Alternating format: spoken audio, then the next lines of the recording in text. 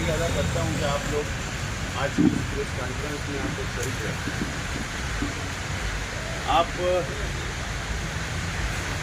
तमामी शहर की आवाम को और तमामी हमारे मीडिया के साथियों को इस बात का इल्म है कि तकरीबन 1 महीना पहले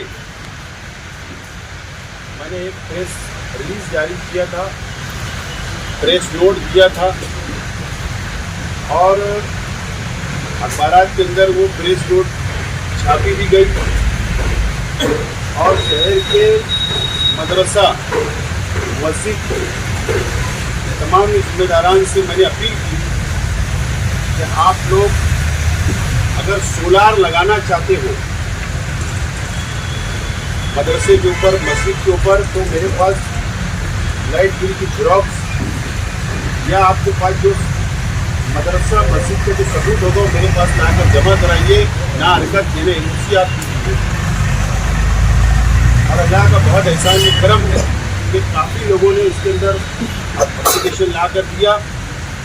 और उसी बीच में हमारे शहर के एमएलए साहब ने, मोहम्मद इस्माइल साहब ने किसी चैनल वाले को यूट्यूब के ऊपर उन्होंने बयान किया था कि शेख आसिफ धोखा दे रहा है मस्जिद के लोगों को, मदरसे के लोगों को।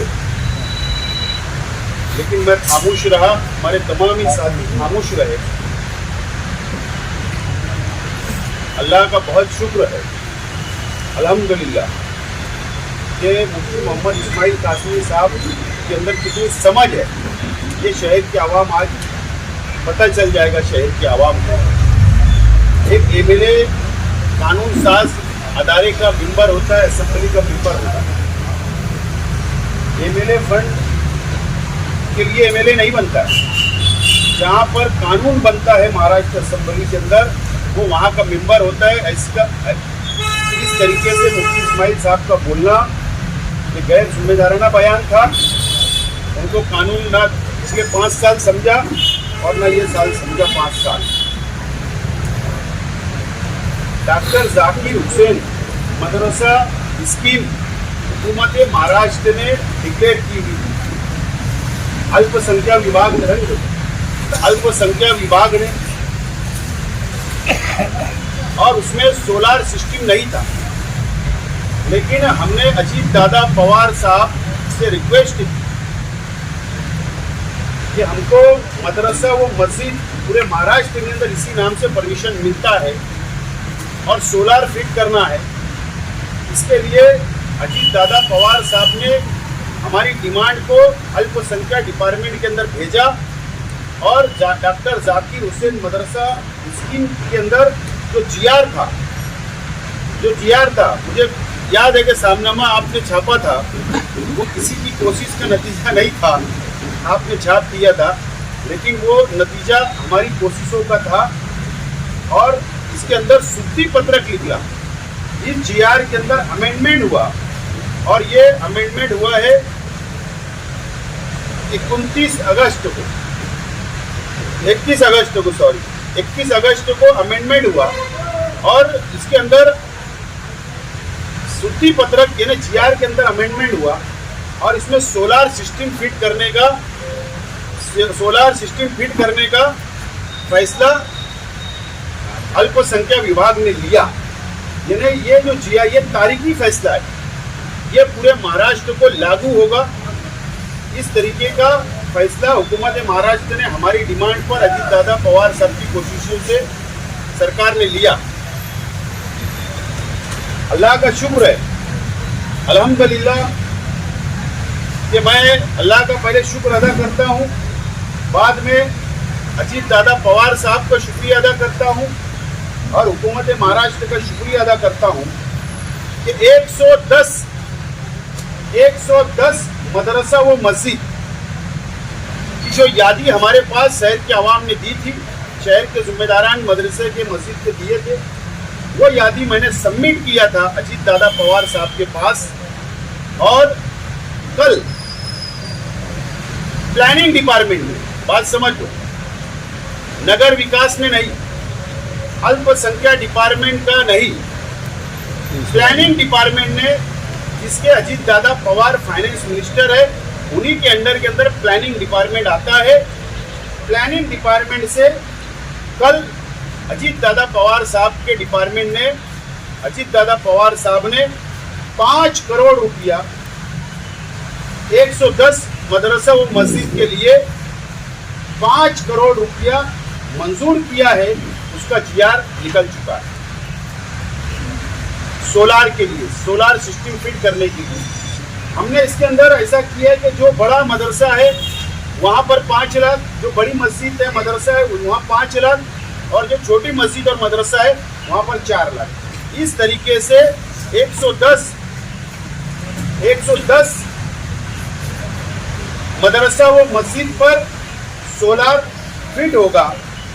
इस तरीके से ये फैसला हुआ और ये जीआर कल हुकूमत महाराष्ट्र ने, प्लानिंग डिपार्टमेंट ने मंजूर कर लिया है।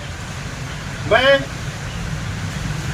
अजीत दादा पवार साहब का, फाइनेंस डिपार्टमेंट का और हुकूमत महाराष्ट्र का शुक्रिया अदा करता हूँ।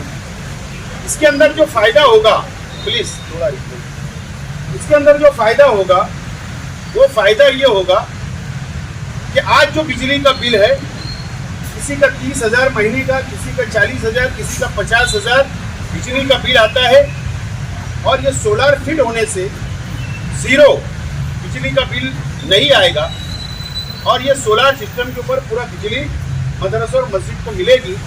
ये फ़ायदा होने जा रहा है।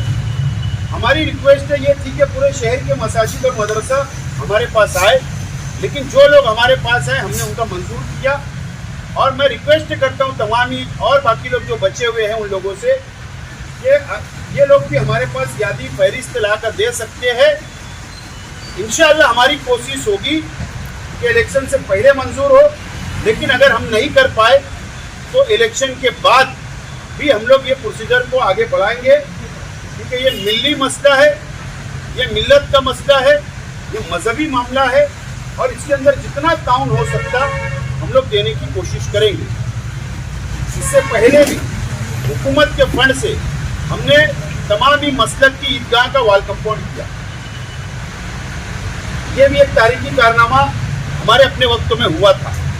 और जब जब हम लोगों को मौका मिलता है हुकूमत से फंड लाने का शहर की तामीर और तरक्की के लिए, हम लोगों ने बढ़ चढ़कर उसमें हम लोग हिस्सा लेते हैं और इस काम को भी हमने हाथ में लिया और अल्लाह का शुक्र है कि हम लोग इसके अंदर कामयाब हुए। इसीलिए आज आप लोगों को यहाँ पर याद किया गया था, प्रेस कॉन्फ्रेंस बुलाई गई। 110 मदरसा व मस्जिद मालेगांव शहर की का मंजूर हुआ है कि ये एक हमारा कोई भी जो हाथ में काम लिया जाता है उसका हमारा एक मिशन होता है, एक लक्ष्य होता है। कि सोलार हमने आज हाथ में लिया तो अभी हमारा फोकस पूरा उसके ऊपर होगा। बाकी ये स्कीम 2013 की है या 12 की है, तो वो स्कीम तो चल रही है, वो डायरेक्ट ऑनलाइन वो प्रोसीजर होती है। ये ऑनलाइन प्रोसीजर नहीं थी, ये उस स्कीम के तहत नहीं है। ये डायरेक्ट प्लानिंग डिपार्टमेंट के जो मंत्री है अजीत दादा पवार साहब को हमने डिमांड दी थी और उनके डिपार्टमेंट ने स्पेशल केस बोलकर स्पेशल मालेगांव शहर के लिए 5 करोड़ रुपया मंजूर किया है।